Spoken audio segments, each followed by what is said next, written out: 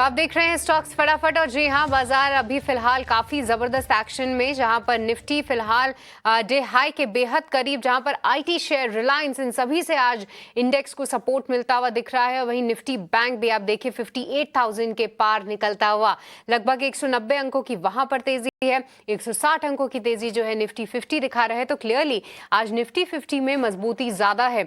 जो सुबह हम देख रहे थे कई सारे आईटी काउंटर्स जो कि सुस्त थे, अभी फिलहाल 1 घंटे में देखें तो आप क्या जबरदस्त मूव पकड़ा है इन काउंटर्स ने। वहीं मेटल शेयरों की चमक बरकरार है और तमाम सेक्टर्स हैं जहां पर अच्छा एक्शन देख रहे हैं। चलिए आगे बढ़े, सबसे पहले आपके सामने रख देते हैं इस वक्त की बड़ी बातें। तो निफ्टी में करीब 150 अंकों की मजबूती के साथ लगभग 25,600 के पार। वहीं निफ्टी बैंक में 190 अंकों की तेजी।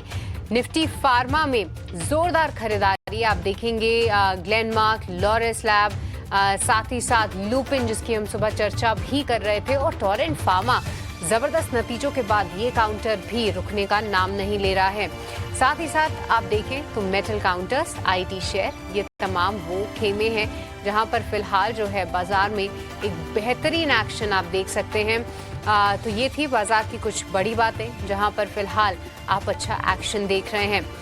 पर चलिए इस शो में आगे बढ़ते हैं और हमारे आज के खास मेहमान को भी जोड़ते हैं, उनसे समझेंगे कहां पर है उनकी नजर, और एक एक करके कई सारे स्टॉक्स पर उनकी कॉल भी लेंगे। आज हमारे साथ जेम फाइनेंशियल्स के तेजस शाह मौजूद है। हाय तेजस, गुड आफ्टरनून। बाजार में तो एक अच्छा मूव, क्विकली एक बार बाजार पर ही अपना व्यू दीजिए। देखिए धीरे धीरे करके ही सही, बट अच्छी कैचअप रैली हम देख रहे हैं निफ्टी बैंक निफ्टी में। कौन से लेवल्स यहाँ पे ध्यान रखें और सेकेंड हाफ के लिए कोई ट्रेडिंग की रणनीति? गुड आफ्टरनून सृष्टि जी और गुड तमाम आफ्टरनून। दर्शकों को मेरा नमस्कार। निफ्टी की हम बात करें तो निफ्टी में हम in the month of October हमने एक 1500 पॉइंट की रैली देखी थी, और पिछले 7-8 दिन से हम एक हल्का सा करेक्शन देख रहे हैं निफ्टी में। निफ्टी ने जो फ्राइडे के सत्र में अगर देखेंगे तो 25,300 के करीबन सपोर्ट लिया है, जहां पे 50 दिन की एक्सपोनेंशियल मूविंग एवरेज है, वो काफी स्ट्रांग सपोर्ट है। तो 25,300 का एक बेस है, जब तक ये ब्रेक नहीं करेगा मुझे लग रहा है यहाँ से एक रैली आ सकती है निफ्टी में। ऊपर में 25,800 का एक अहम रेजिस्टेंस जोन है, अगर ये लेवल सरपास होता है तो 26,100 से लेके 26,300 तक भी निफ्टी जा सकती है। तो अभी जो है निफ्टी एक सीमित दायरे में ट्रेड करेगा, 25,300 का बेस है और 25,800 के ऊपर ही एक बड़ा मोमेंटम आएगा निफ्टी में। और बैंक निफ्टी की बात करें तो बैंक निफ्टी का जो स्ट्रक्चर है वो रिलेटिवली स्ट्रॉन्गर है as compare to Nifty. Bank Nifty में फ्राइडे के सत्र में एक bullish engulfing candlestick pattern form हुई है, जो एक बुलिश रिवर्सल के संकेत दे रहा है। 57,000 का काफी अच्छा बेस है, तो बाय एंड डिप्स की रणनीति रखिए बैंक निफ्टी में। जब तक ये 57,000 के ऊपर होल्ड कर रहा है, मुझे लग रहा है आने वाले दिनों में बैंक निफ्टी जो है 59,000 से लेके 60,000 तक भी जा सकता है। तो कोई भी डिप आती है बैंक निफ्टी में तो बाय एंड डिप्स की रणनीति फॉलो कर सकते हैं। चलिए, निफ्टी बैंक में अगर कोई भी डिप के मौके मिले तो वहां पर बाय ऑन डिप्स की रणनीति आप अपनाएं। ये फिलहाल राय आती हुई तेजस शाह की। क्लियरली जो बायस है वो पॉजिटिव साइड ही है। पर तेजस आगे बढ़े और ढेर सारे स्टॉक आपसे डिस्कस करें उससे पहले क्यों ना आप ही बता दीजिए कि आपके रेडार पे कौन से काउंटर्स हैं, कहाँ पर है आपकी कॉल? तो मैंने जो पहला स्टॉक चुना है वो ऑटो क्षेत्र से है, मारुति लिमिटेड। क्लियरली ये स्टॉक आउट परफॉर्मर रहा था इन द रीसेंट टाइम, और 16,600 के करीबन एक माइनर था रेजिस्टेंस फेस करके स्टॉक एक करेक्शन मोड में चल रहा था। बट पिछले 3-4 दिनों से स्टॉक एक अच्छी खासी रिकवरी दिखा रहा है around the support level of 50 day exponential moving average, और आज हल्का सा फॉलोअप बाइंग भी आया है स्टॉक में। तो मुझे लग रहा है ये लेवल पे इसमें खरीदारी की जा सकती है, रिस्क रिवॉर्ड के लिहाज से काफी अट्रैक्टिव लग रहा है मारुति। तो 15,200 का स्टॉप लॉस लगा के बाई कीजिए मारुति में। इसका पहला लक्ष्य रहेगा 15,950 का, और दूसरा लक्ष्य रहेगा 16,300 का। और दूसरा जो स्टॉक मैंने चुना है वो मेटल क्षेत्र से। मेटल एज ए सेक्टर हमें काफी अच्छा लग रहा है, और क्लियरली मेटल सेक्टर ने रिसेंटली काफी अच्छा आउट परफॉर्मेंस दिखाया है। तो टाटा स्टील मेरा सेकंड पिक है। रिसेंटली टाटा स्टील में हमने देखा है हायर टॉप हायर बॉटम बना रहा है स्टॉक, और फ्राइडे के सत्र में एक bullish engulfing candlestick pattern form हुई है around the 20 day exponential moving average. Overall chart structure काफी स्ट्रांग है, राइजिंग चैनल में स्टॉक ट्रेड कर रहा है। तो करंट भाव पे डिप में खरीदारी करिए टाटा स्टील में विद स्टॉप लॉस बिलो 175। इसका पहला लक्ष्य रहेगा 187 का और दूसरा लक्ष्य रहेगा 193 का। ऑलराइट, तो चलिए यहाँ पर दो कॉल्स आती हुई टाटा स्टील और साथ ही साथ मारुति सुजुकी, दोनों ही दिग्गज पर फिलहाल तेजस की नज़र। मारुति सुजुकी जी हाँ, हाल फिलहाल ऊपरी स्तर से नीचे तो आया था, बट एक आउट परफॉर्मर ज़रूर रहा है। और टाटा स्टील मेटल में जिस तरीके से चमक है, टाटा स्टील आज थोड़ा सा फीका ज़रूर है, बट आगे के लिए आउटलुक पॉजिटिव बता रहे हैं तेजस, और यहाँ पर भी उनकी एक कॉल। पर चलिए अब आगे बढ़ते हैं और एक एक करके वो तमाम काउंटर्स आपके सामने रखते हैं जहां पर फिलहाल एक्शन आप देख रहे हैं। तेजस, सबसे पहले आज एक मेटल काउंटर से ही शुरुआत करते हैं जो कि है नाल्को, क्योंकि आप टाटा स्टील की बात कर रहे थे, बट नाल्को के जब नतीजे आए, क्या शानदार नतीजे हमने देखे। आय में तो 7% की ग्रोथ है, पर तिमाही दर तिमाही 13% की ग्रोथ यहाँ पर दर्ज की है। एल्यूमिनियम सेल्स जो है 82% बढ़ी हैं साल दर साल, और इसी को लेकर आप देखिए एक्साइटमेंट है। हम सुबह भी इस शो के बारे में चर्चा कर रहे थे, 0.75% की तेजी थी, फिर भी हमारे एक्सपर्ट ने जो है इसको पॉजिटिव बताया, और उसके बाद आप देखिए 0.7 से 9% तक का सफर, लगभग 2% और भी मिलते हुए नजर आए होंगे। नेशनल एल्यूमिनियम यहाँ पर तेजस, क्या व्यू रखते हैं आप? 255 के भी ऊपर निकला है, अभी भी मौके हैं क्या? देखिए, चार्ट स्ट्रक्चर रॉक सॉलिड है, काफी अच्छा स्ट्रक्चर है। स्टॉक अभी करंट लेवल पे बाइंग एडवाइजेबल नहीं है, क्योंकि रिस्क रिवॉर्ड के लिहाज से थोड़ा स्टॉक आज चल चुका है। तो कोई डिप आता है तो इसमें खरीदारी की जा सकती है। 250 252 will be ideal level to go long with stop loss below 240। मुझे लग रहा है ये स्टॉक, इसका जो previous all time high level था जो नवंबर 2024 में फॉर्म हुआ था 263 का, वो रिटेस्ट कर सकता है। तो ये स्टॉक में किसी के पास पोजीशन है तो बने रह सकते हैं। फ्रेश खरीदारी के लिए डिप का इंतजार कीजिए। 250 will be ideal level to go long. Alright, तो थोड़ा सा डिप का वेट करिए। 250 रुपये जो है एक अच्छा लेवल हो सकता है जहां पर आपको फिर से शायद री एंट्री का मौका मिले। अभी जल्दबाजी ना करें नेशनल एल्यूमिनियम में।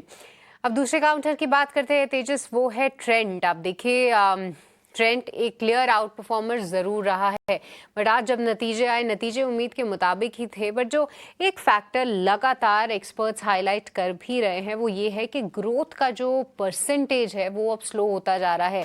जहां पर 30-40% की ग्रोथ जो है ट्रेंड का काउंटर दिखाता था, अब वो मॉडरेट होके 20% के बैंड में आ गई है। उसको लेकर जो है वैल्यूएशंस इतने महंगे रहें और क्या आगे रह सकते हैं, उस पर सवाल खड़े हो रहे हैं। और ये लगातार देखिए पिछले कई क्वार्टर से ट्रेंड की अब यही कहानी बन गई है। चाहे जितने स्टोर एडिशन कर लीजिए, चाहे जितने आप बैकवर्ड इंटीग्रेशन कर लीजिए या मार्जिन सुधारने के लिए आप कदम उठा लीजिए, पर जिस तरीके से वैल्यूएशन स्ट्रेच्ड हुए हैं वो अब जस्टिफाई नहीं हो पा रहे हैं, और इसीलिए इतनी बड़ी पिटाई आप देख सकते हैं। और देखिए ब्रोकरेजेस ने भी जो है, एक नहीं दो नहीं, तमाम ब्रोकरेजेस ने अपने टारगेट प्राइसेस पे कम किए हैं। तेजस, 7.5% का कट ऑलरेडी है। मुझे याद है 8,000 के भी ऊपर गया था या उसके आसपास गया था ये स्टॉक। आप देखिए लगभग आधा हो चुका है। क्या व्यू रखे तेजस इस पे, क्या करना चाहिए? देखिए, ये स्टॉक ने जो एक ऑल टाइम हाई बना था 8,300 के करीबन 2024 में अक्टूबर महीने में, और उसके बाद लगातार स्टॉक एक डाउन ट्रेंड में चल रहा है। लोअर टॉप लोअर बॉटम के फॉर्मेशन है, और पिछले काफी दिनों से स्टॉक एक 4500 के करीबन बेस बनाने की कोशिश कर रहा था, बट आज के सत्र में वो लेवल भी ब्रेक कर दिया है। तो एक फ्रेश ब्रेकडाउन हुआ है स्टॉक में। मुझे लग रहा है ये जो वीकनेस है वो कंटिन्यू हो सकती है, और नीचे में 4,050 से लेके 4100 तक के भी लेवल आ सकते हैं। तो यहाँ से भी मुझे लग रहा है एक 4 to 5% का फॉल आ सकता है स्टॉक में। ऑलराइट, तो 4 to 5% का और भी फॉल आ सकता है ट्रेंड के काउंटर में, तो थोड़ा बच के ही चलिए।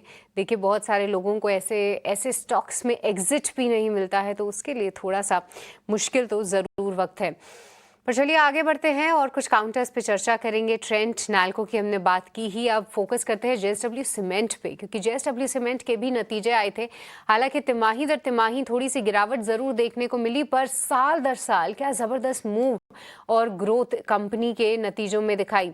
जहां पर आप देखिए इनका जो EBITDA है उसमें 86% की बढ़त देखने को मिली है, माफ कीजिएगा 114% की बढ़त देखने को मिली है। मार्जिन में लगभग 840 बेसिस पॉइंट का सुधार हुआ है, 18.6% मार्जिन्स रहे हैं।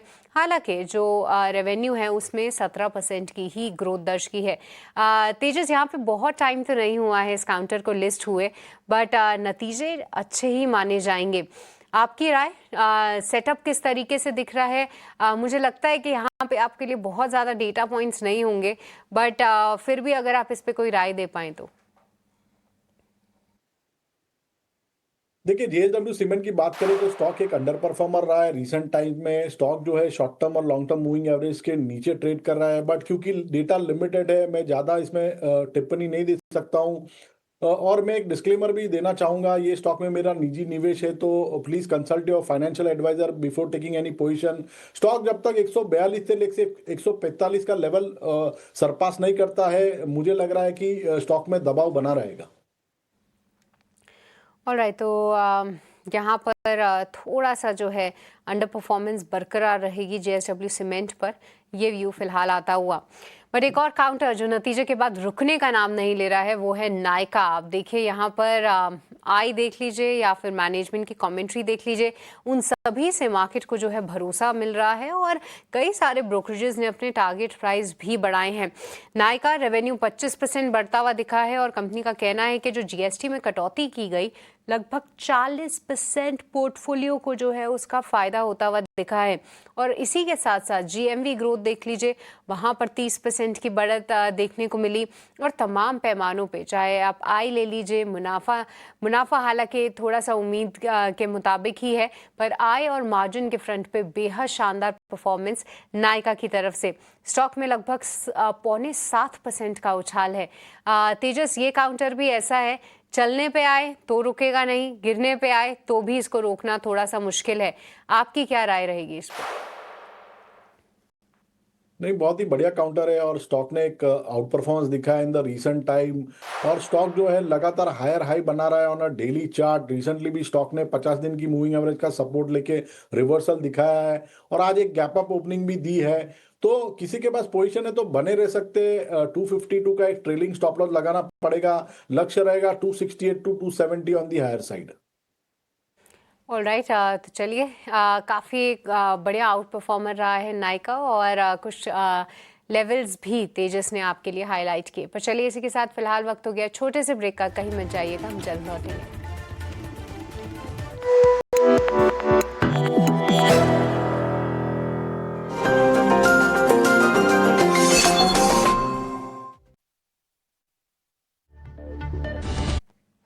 ब्रेक के बाद आपका स्वागत है स्टॉक्स फटाफट में, ये शो जहां पर हम आपके सामने रखते हैं वो तमाम काउंटर्स फटाफट अंदाज में, जिनमें आज फिलहाल जबरदस्त एक्शन दिख रहा है। और ऐसे एक्शनेबल काउंटर्स में आप क्या करें, क्या हो आपकी कमाई की रणनीति, ये समझते हैं हमारे एक्सपर्ट से। और इसी कड़ी में आगे बढ़ते हैं और अगले काउंटर पे फोकस करते हैं, जिसका नाम है HAL। हमारे साथ लगातार तेजस बने हुए हैं, जिनसे हम एक एक करके उनकी कॉल्स और उनके व्यूज भी ले रहे हैं। पर HAL पे सबसे पहले आपको आज की खबर बताते हैं। बेहद पॉजिटिव खबर HAL के लिए आती हुई, जहां पर कंपनी ने GE के साथ जो है एक करार किया है।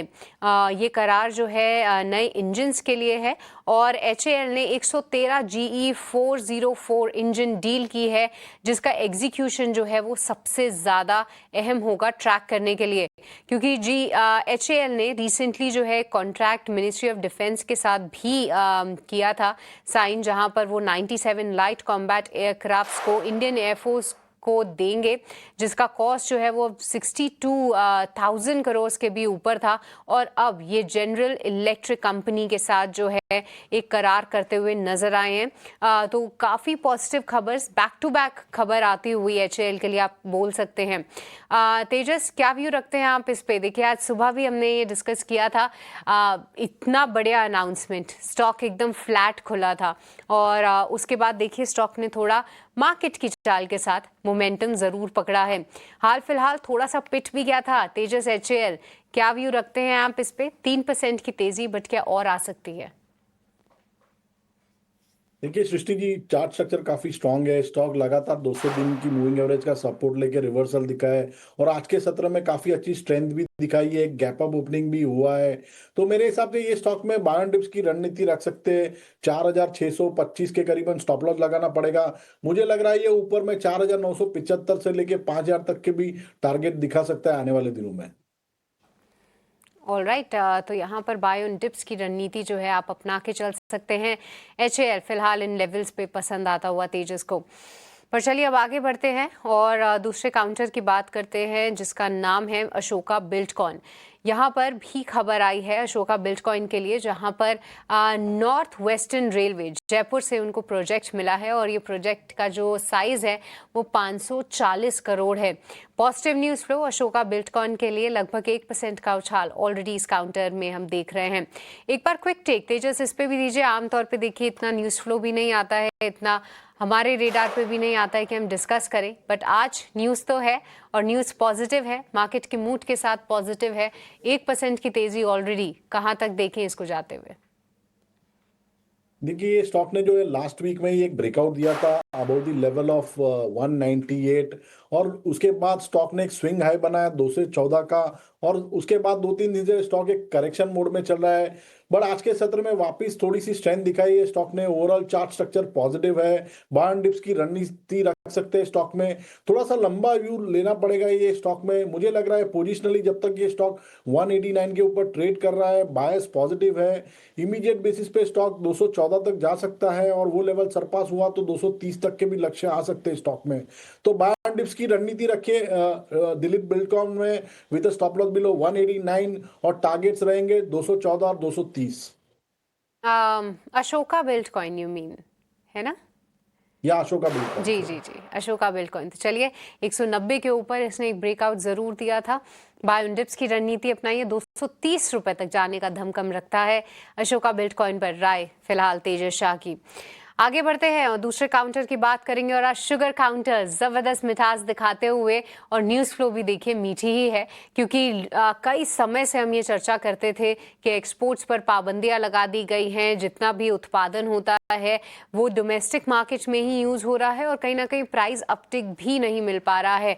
बट आज सरकार की तरफ से एक बड़ा फैसला, जहां पर 2025-26 के शुगर सीजन में 15 लाख टन चीनी एक्सपोर्ट्स को मंजूरी दे दी गई है और साथ ही साथ मोलासिस पर लगी 50% की एक्सपोर्ट ड्यूटी को भी खत्म कर दिया गया है।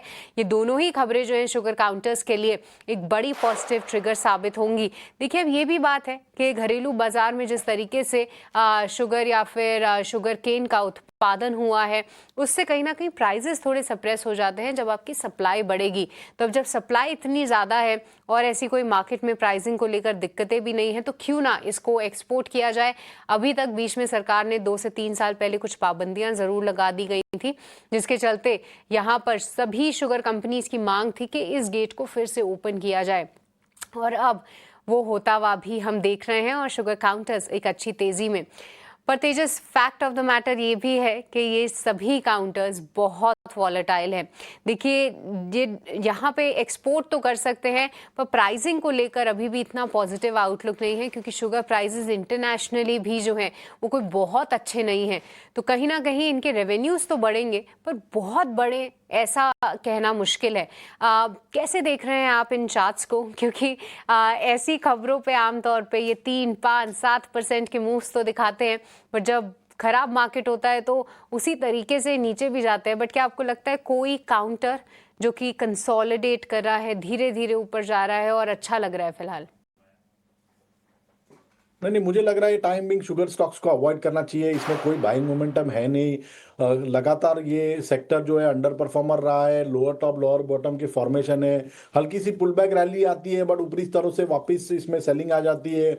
बलरामपुर चीनी की बात करिए तो ये स्टॉक में भी अभी भी जो स्ट्रक्चर है वीक है। 480 485 एक ब्रेकआउट जोन है। जब तक इसमें ये लेवल के ऊपर जाता नहीं है दबाव बना रहेगा। तो अगर कोई पुल बैक रैली आती है तो उसमें से एग्जिट करना चाहिए। 480 85 के ऊपर जाएगा तभी स्टॉक में कुछ मेजर रैली हम एक्सपेक्ट कर सकते हैं। ऑल राइट, तो शुगर काउंटर्स को फिलहाल अवॉइड करें, ये राय आती हुई तेजस की तरफ से। सभी काउंटर्स में जो है अभी थोड़ा सा आप अवॉइड कर सकते हैं। ये फिलहाल व्यू तेजस का। पर चलिए अब आगे बढ़ते हैं और वक्त हो चला है आपको ऑप्शन में कमाई की रणनीति बताने के लिए। रुक करेंगे हमारे अगले सेगमेंट मुनाफे के ऑप्शन का।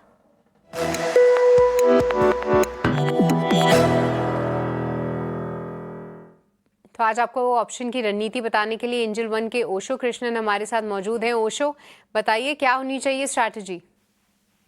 Very good afternoon. आफ्टरनून। आज जो काउंटर रडार पे आया है वो फार्मा पैक से है। सिप्ला में अगर हम देखें तो पिछले 5 दिनों से काफी फर्मली अपने 200 डे सिंपल मूविंग एवरेज को सस्टेन कर रहा है एंड आज एक अच्छी शॉर्ट कवरिंग देखने में मिल रही है काउंटर में। तो मुझे लगता है आने वाले दिन में एक अच्छा ट्रैक्शन बन सकता है सिप्ला पे।